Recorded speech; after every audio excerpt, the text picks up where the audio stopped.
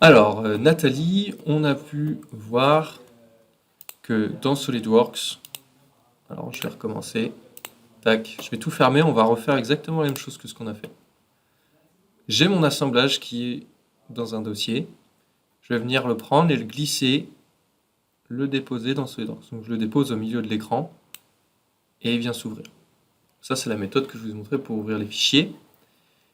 Derrière, je vais faire une modification toute bête de ma pièce. Donc, je vais m'intéresser peut-être à celle-ci, TestXDI. Et je lui avais fait une extrusion. Je vais venir éditer là ce volume. Je fais un changement tout bête. Voilà. Maintenant, ça fait 60 mm. Clac. Maintenant, tout se joue au moment de la sauvegarde de la pièce, puisque là, si je regarde, j'ai des fichiers qui ont été modifiés, qui ne sont pas sauvegardés. Je travaille actuellement sur ma version B de mon assemblage et ma version A de la pièce que je viens de modifier.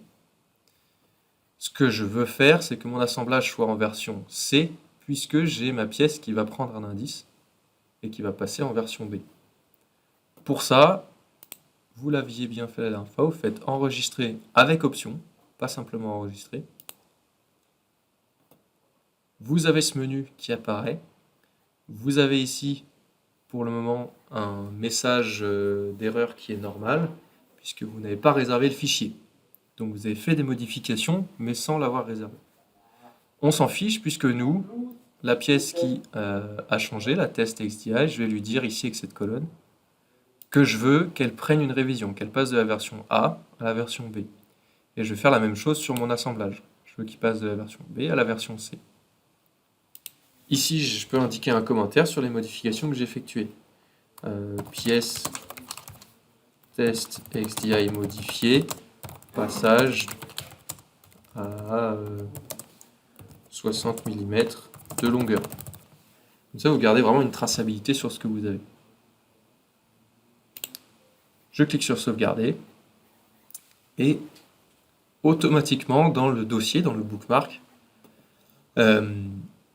il va venir mettre la pièce dans sa dernière révision. Donc si je viens ouvrir mon bookmark et je viens juste le mettre à jour en cliquant par en revenant, vous voyez que mon assemblage automatiquement il est placé sur la version C. Et maintenant on va pouvoir retracer tout l'historique de ces révisions. Quelles sont les versions d'avant, pourquoi ça a changé et à quoi elles ressemblaient. Donc pour ça, soit on utilise la fonction de recherche, en venant chercher un nom du nom, on va avoir, si je fais l'essai, quelques résultats. Assemblage version B, assemblage version A, et je vais avoir l'assemblage version C quelque part. Mais sinon, le plus simple, c'est que vous utilisiez mon onglet là que j'ai créé, historique de révision. Alors s'il y a du contenu qui est déjà chargé dedans, pour réinitialiser l'application, vous cliquez sur cette croix bleue. Tac. Et là, il vous remet le message, déposer le contenu pour commencer. Donc c'est ce qu'on va faire. Je retourne dans mon fichier, je prends toujours mon assemblage qui m'intéresse, et là je fais, comme d'habitude, glisser-déposer, et je le mets dans l'application. Tac. Et là, l'écran, il m'affiche que ma version C, avant il y avait une version B, une version A, et à chaque fois j'ai la miniature. Donc là, elle n'est juste pas encore chargée. Et à tout moment, avec ce que je vous ai mis sur la droite, vous pouvez prendre par exemple la version A, je la glisse-dépose, je fais ouvrir le contenu, et là il me dit il faut que je dépose quelque chose pour comparer avec. Je mets les deux côte à côte, version A, version C, que je vais venir comparer ensemble.